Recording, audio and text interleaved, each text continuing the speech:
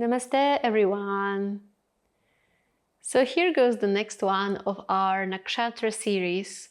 This video will be dedicated to Citra Nakshatra and its presiding deity known as Tvashtar. Tvashtar is also known as Vishwakarma, the one who designed this whole vast universe. But Tvashtar, he's not just a designer, not just an architect of the universe in Vedic philosophy. He also represents this energy within us that allows us to transform creativity into something tangible. In other words, to manifest the idea onto the material plane, which of course makes a lot of sense from perspective of this particular lunar mention, as Citra Nakshatra is bridging the sign of Virgo, very earthly, practical, down-to-earth sign, and airy, creative Libra.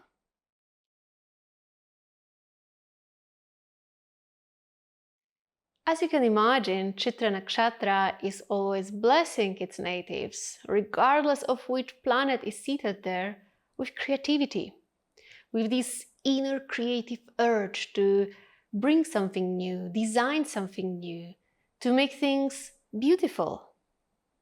Citra Nakshatra is actually strongly connected to the idea of beauty, because even though in Virgo side of Citra Nakshatra we find the maximum debilitation degree of Venus, but in the Libra side of Citra Nakshatra, Venus has its Mula Trikona.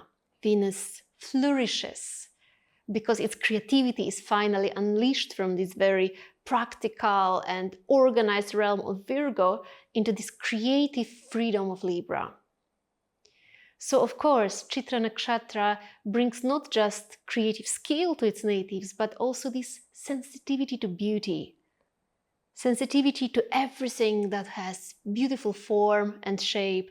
And usually you can notice that in natives, both in the way how they dress, in the way how their home looks like. They just like when things are beautiful, simply speaking. And it actually does affect also their well-being to a big extent.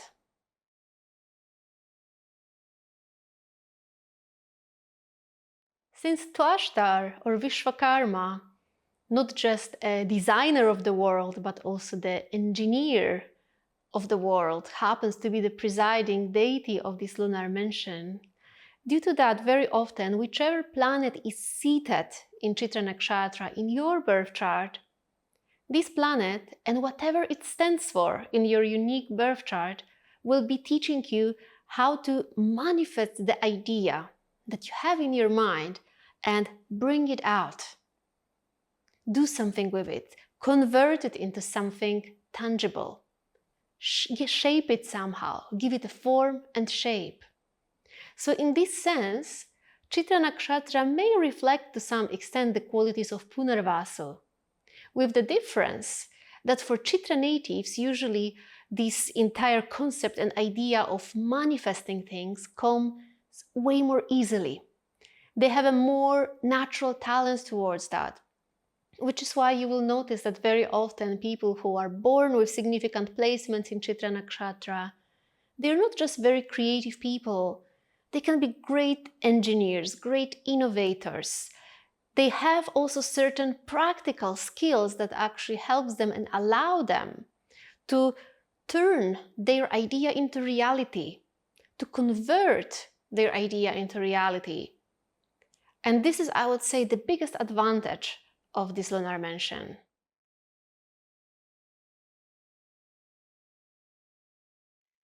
Tvashtar, the divine architect, the god who shaped and created the entire world, is also known in the Vedas as divine innovator, the one who brings innovation. And of course, because of that, you will notice that even in the very character of Citra natives, they are quite out-of-the-box thinkers. They are very open-minded for new ideas and new ways of looking at things. In particular, the Libra portion of Citra Nakshatra, because it happens to be right across Ashwini Nakshatra. another lunar mansion strongly connected to the idea of innovation.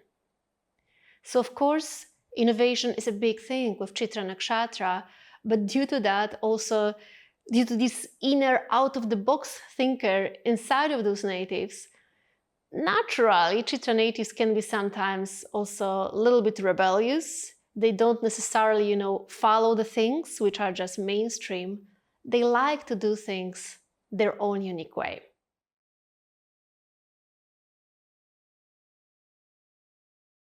As you can imagine, due to this unique set of qualities, Citra natives are quite individualistic in nature, quite free spirits. They like to follow their own path, they like to do what they feel they want to do. They may listen to your advice, but most likely they will still do it their own way, the way they feel about it. Which in a way is a beautiful quality, but sometimes can definitely land them in trouble, because even though Citra Nakshatra is presided by Mars, still a little bit of a Rahu energy is there, I feel, especially as Tvashtar, this particular deity, is quite strongly connected with energy of Rahu. So of course, Citra Nakshatra has a little bit, of this tendency to let me just try things out, let me do them my own way, even if I fail, let me learn my mistake. They might be not as willing to learn on somebody else's mistake, they would rather learn on their own.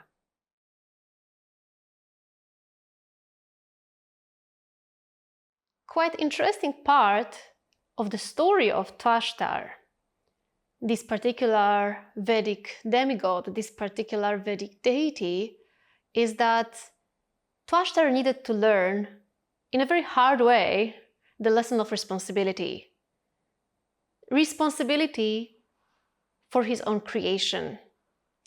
And similarly, whichever planet is dwelling in Citra Nakshatra for you in your birth chart, you will need to learn the lesson of responsibility in that particular area of your life, which sometimes may come to you only after you make some mistake. Because you see, when it comes to Citra Nakshatra, it's very Shakti, it's very power. It's called Punya Chayani Shakti, the power to accumulate punya, to accumulate good merit. And Tvashtar, as a deity presiding over Citra Nakshatra, is kind of inspiring us to become very conscious co-creators, co-architects of our own life. To be very much aware that with every word, with every deed, even with every thought, we actually create our future, we do create our life. Because this very karma that you're accumulating right now inevitably will actually lead you to your next life and will create your next life, perhaps even this life itself. So of course, from that perspective, Citra Nakshatra sometimes can bring not that easy, life lessons, because the lesson of responsibility, especially this absolute responsibility for everything you speak, you do, and you think, does not always come as easily, to us, especially doesn't come as easily to individuals who naturally value their freedom, And I think that this is where Citra Nakshatra, has, in a way, biggest opportunity to learn and grow, because especially this Libra part of Citra Nakshatra sometimes has, I would say, a wrong understanding of freedom. It thinks or believes that freedom means I can do whatever I want, I can fulfill any desire I want, and there are no consequences. But that's not exactly how it works. Of course, you can fulfill any desire you want, you can do whatever you want, however, consequences certainly will be there in the form of karma. And in fact, the more responsible you are for your own karma, for whatever your own mind creates, however your own mind contributes to co-creation of your life, this in itself will help you to gain much more freedom. Paradoxically, the responsibility and the fear of responsibility is often why we are so scared of freedom. Because with freedom always comes responsibility, and it's not possible the other way around. And this is, I believe, one of the hardest life lessons sometimes to digest with certain placements in Citra Nakshatra.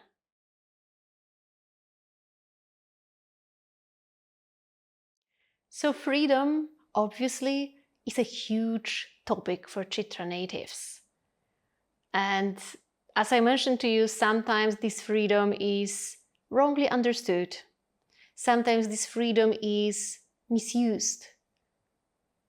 Sometimes, especially in their youth, Chitra Nakshatra natives, they may have this belief that they can do, again, whatever they want in life. They can just allow all experience to come and just enjoy them without necessarily thinking what are the possible consequences of those things.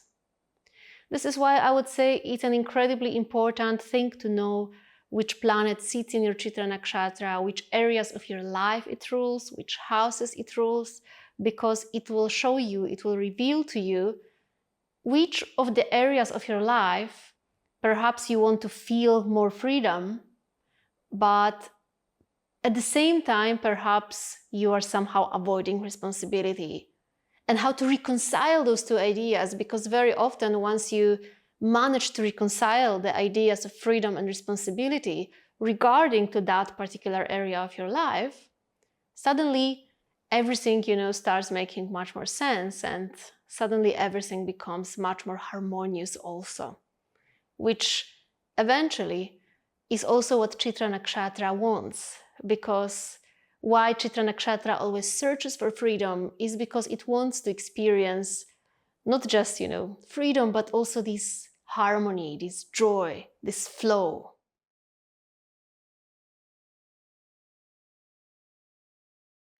Chitra Nakshatra is one of those few nakshatras that has overall quite strong tendency to succumb to desires, and very often don't has that much of capacity to control the force of desire.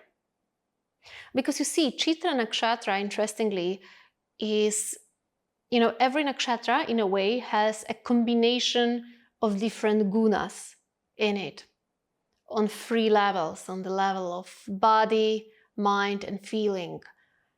But when you look at Chitra Nakshatra, this is Tamoguna on all 3 levels, which is why we call Chitra Nakshatra to be the most tamasic lunar mansion, actually. Tamasic means passive. And this means that whenever there is a need to, let's say, exercise self-control, we might not have that much of it, because we might be too passive when we are faced with the force of desire. Now, of course, it will differ a lot depending on which planet is seated there. Obviously, planets like Saturn or Ketu will have a little bit more of this natural resistance towards the force of desire. However, planets which are especially a little softer, like the Moon, may sometimes succumb to the desires too easily, without giving it enough thought. And this is when sometimes fulfillment of those desires and their consequences might become problematic in those natives' lives.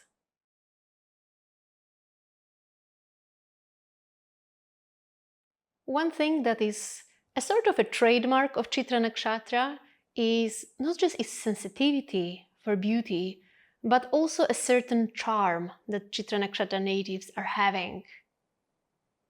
Very often it might be literally, physical appearance that is very charming or beautiful, but more often it's actually the charisma, the magnetism of the person, which is a very, very interesting quality because, again, due to the fact that big part of this nakshatra, its entire half, is the Mula Trikona of Venus, due to that, quite naturally, those natives are not just sensitive to beauty, but they also like to express things in a beautiful way. Venus, of course, represents goddess Lakshmi herself, so those natives strongly, to a certain extent, are also manifesting the qualities of goddess Lakshmi. And this is in fact equally true both to natives who are having the planets in the Virgo side of Citra Nakshatra and the Libra side of Citra Nakshatra.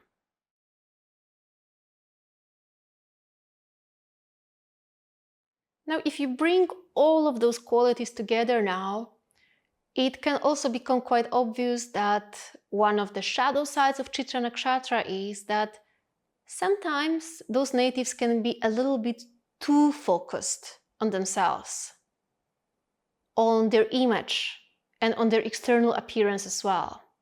In other words, they may sometimes be a little bit too self-centered. I'm not saying that that they are necessarily very egoistic or very egocentric, even though you can see that for sure, but not in everyone.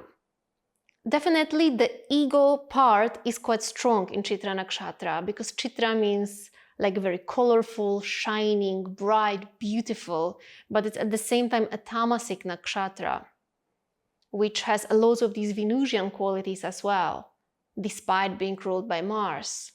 So of course, if you bring all of that together, you can see that there's a lot of focus just on myself, right? With Citra Nakshatra, doing things my own way, without always giving it a thought how my actions, for example, affect others, or how my actions affect bigger picture. So this is one shadow side of Citra, that there might be too much of a focus just on one's own self. While what could help a lot to balance this quality out is to just give it a little bit of a thought also how these things, how my own actions can affect others, and extending in a way are the boundaries of our compassion and empathy, so we can also include others and think about others a little more often. And this in general is something that is very helpful for Citra natives, not just because of how their actions affect others, but it will simply help them to, lead a more harmonious life, finding more harmony within themselves between me and others, internal world and external world. And since Citra Nakshatra has one of its halves in Virgo and another half in Libra, finding the balance between those two things is very often a very big thing for those natives.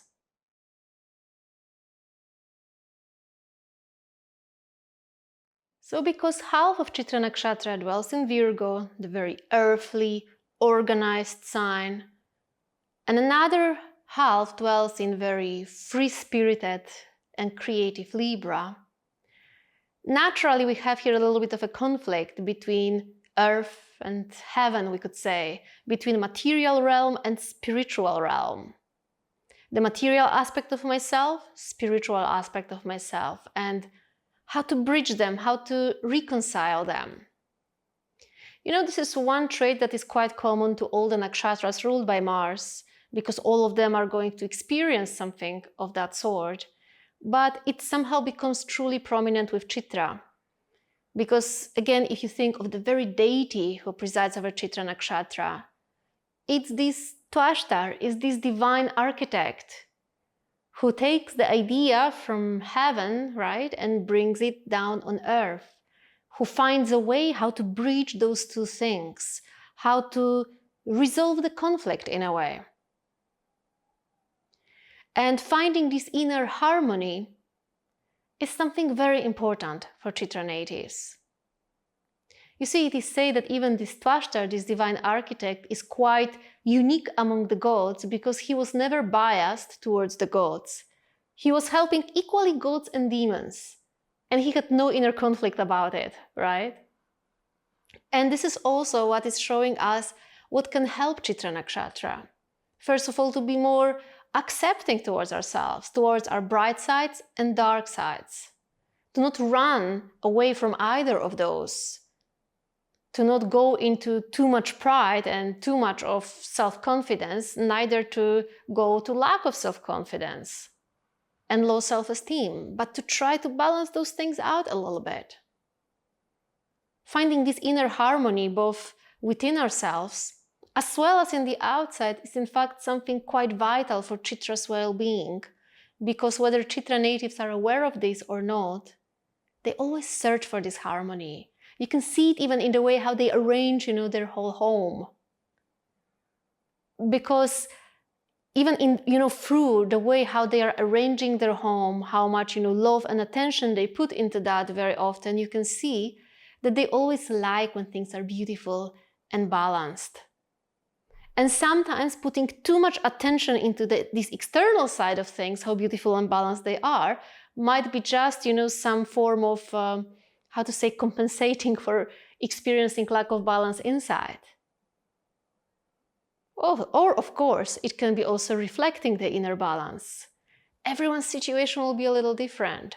But if you are watching this video and if you have any planet in Citra Nakshatra, remember that whatever this planet stands for, whatever it represents in your birth chart, whichever conflict it might be connected to, you will need to learn to find some form of compromise in your life regarding this particular thing, and to find your own way how to re-establish harmony, re-establish balance between opposites in this sphere of your life.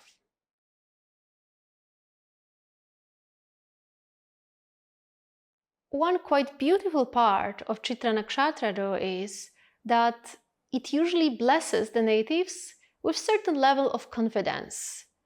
Because, of course, this is Nakshatra ruled by Mars. So some level of self-confidence is going to be there. Some level of willpower and determination to bring change in one's life. To change something, to make it better. And that's actually a really nice thing about Citra Nakshatra. Again, sometimes this very confidence can grow to too much of ego as well, and it can become unhealthy. But overall, I believe that Citra Nakshatra usually is quite helpful in terms of growing healthy confidence and manifesting it also in a healthy way. And very often, especially those very shy planets, whenever they are dwelling in Citra Nakshatra, these very soft planets, Moon often being one of them, they are actually learning how to grow confidence, how to become more confident and grounded in our decisions. Not just flying, from left to right, but how to stick to what we believe in.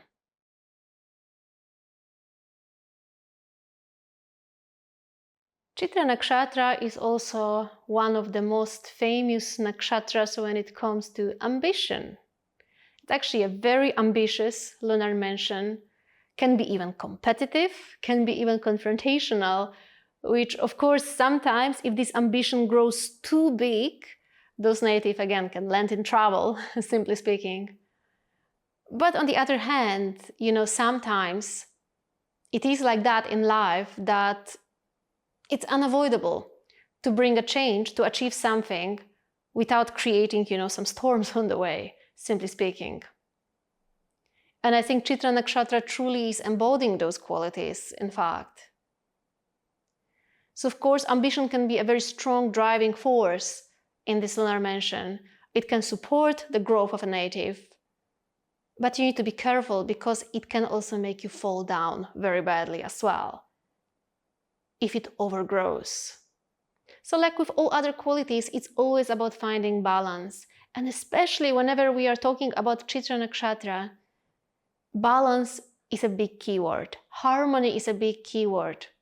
And finding this golden middle between extremes becomes very important. Because guess what? Citra Nakshatra does not only bridge two different signs in the zodiac. It is actually bridging two halves of the zodiac.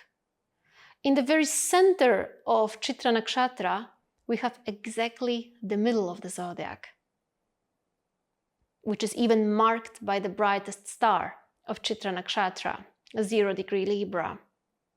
So again, finding this balanced harmony between material life, spiritual life, my masculine qualities, my feminine qualities, right? Staying grounded and staying very creative. These are the topics that will keep coming into your life. And Citra Nakshatra and its presiding deity Tvashtar will continuously, teach you how to maintain this inner and outer harmony with yourself, with nature, and with the world, with the power of your own effort. But I think that the best thing that you can take out of this video is that, remember, whichever planet sits there in Citra Nakshatra, you must become a conscious co-creator of this area of your life. You will need to put some effort into elevating this sphere of your life. But at the same time, try your best to put in practice the teaching of Lord Krishna from Bhagavad Gita, and don't be too attached to the outcome or fruit of your action. Try your best and let go, because holding too much on things sometimes can be also dangerous with this lunar mansion. So that's all from me about Citra Nakshatra. In case you wish to learn more about it, we did in quite recent past the whole Nakshatra course, when we are going much deeper into each and every nakshatra and all its secrets. And if you are curious to learn more about Citra Nakshatra, you can either enroll to that course and watch the recordings, or just watch the recording of Citra Nakshatra itself if that's the only thing that is particularly interesting for you. You will find all the links below. Thank you for watching, and I see you next time. Namaste.